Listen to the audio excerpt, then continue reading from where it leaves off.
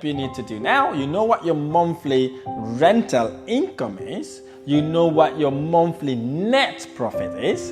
So what we do next is to times our net profit by 12 months. That will work for you first. In order for you to work out the profit, you need to know what your rental income is.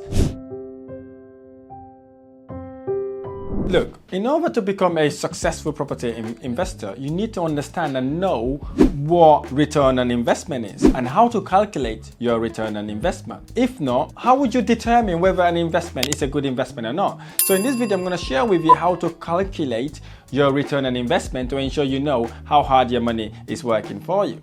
So before we get there, let's define what return on investment is. So return on investment is defined as the ratio of profit over the total cost of your initial investment.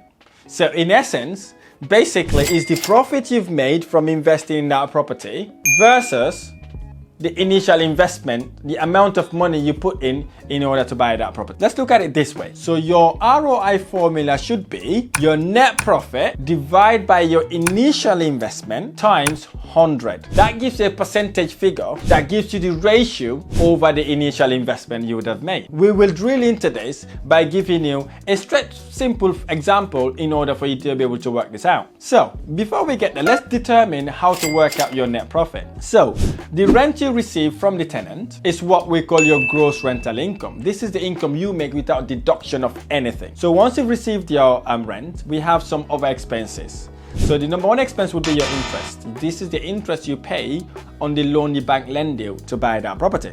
The next expense you would have had would be management fees for having a letting agency to manage your property if you are a property investor. Next, we have insurance. Obviously, you need to pay insurance. In the UK, it's mandatory to have a building insurance in any property you buy. And if you're a very clever investor, you'd also put aside some expenses that we call maintenance expense, just in case something goes south, so that you'll be able to kind of use that money to fix the property. And obviously, if you have any other expenses like additional interest from investors that you've borrowed money from, you could also include that in this cost, okay? So let's talk about the initial investment. The initial investment could be the 25% you've put down, if you actually put that 25% down, the legal fees and administration costs to allow that to happen. And obviously, if you have any mortgage costs to help you raise the funds, talking about also renovation costs if you had to add value to the property, and any additional costs that you may incur to buy that property. Okay, so that's what we call the initial investment. And then what you do, you then apply the formula, if you remember, the net profit you would have made, and then you divide that by the initial investment you've made, and then you times it by 100. So in order for that to work for you first, in order for you to work out the profit, you need to know what your rental income is. So let's go through a simple example so you understand exactly what your ROI is. Now, suppose we saw a property, we negotiated on that property, and we were able to buy that property for £100,000. So our purchase price for that property would be £100,000. Okay? Next, suppose then we know how much we rent that property. So in our analysis, we realized that we were able to rent that property for £1,000. So that's our gross rental income. So now we're going to look at our expenses. Our first expenses we look at is the interest payment.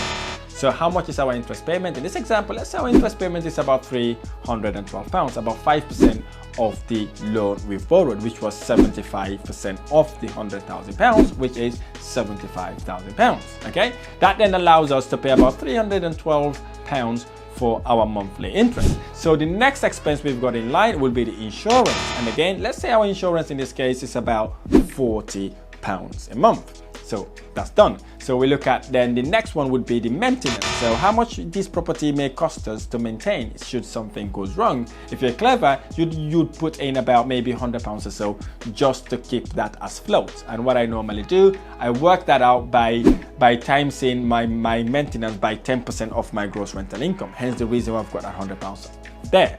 And then you've got your agency fees, and most agencies in the UK charge you about £100 to manage your property. So that then gives us a total expense of £552 to run our property as a buy-to-let property. So what we then do, we deduct our expense from our rental income, which we all know was £1,000. If you deduct £552 from £1,000, you will get about 475. Let's just round it up nicely to £450. So that gives you your monthly net profit. The next step you need to do now, you know what your monthly rental income is, you know what your monthly net profit is. So what we do next is to times our net profit by 12 months, because obviously our annual income or our net profit would be the £450 times 12 months, because obviously we have 12 months in a financial year. That then gives us 5,000, let's say 300 and maybe £70. That then becomes our annual net profit. Brilliant.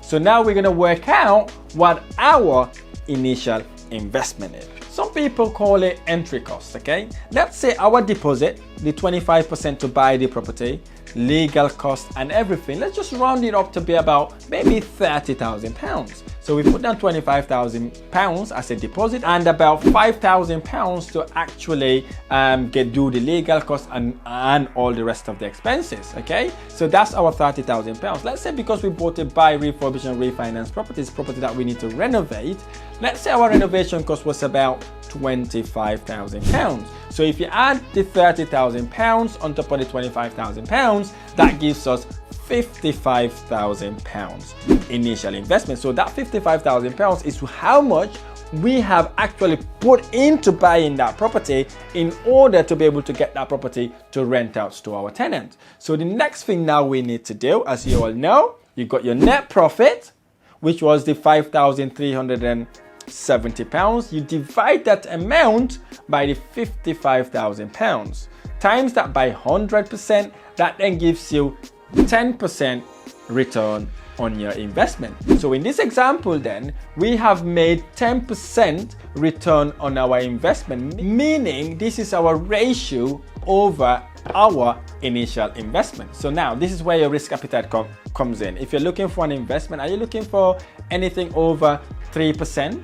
Or are you looking for anything over 5%? You need to ensure that your return on investment is really significant and it's making your money work a lot harder for you, okay? So ideally, if you're doing a buy-to-let property deal, you're looking about maybe 3 to 5% return on your investment. If you're getting that sort of return on investment, you are doing really well in your property investment journey. If you're looking at a HMO conversion, something like that, you may be looking at maybe 3 to 10% or 12% or maybe even 15% in order for you to know that you're making your money work a lot harder for you. I really hope this video has been helpful. If this video has been helpful, hit the like button below, subscribe to my channel for more amazing videos. I look forward to sharing the next video.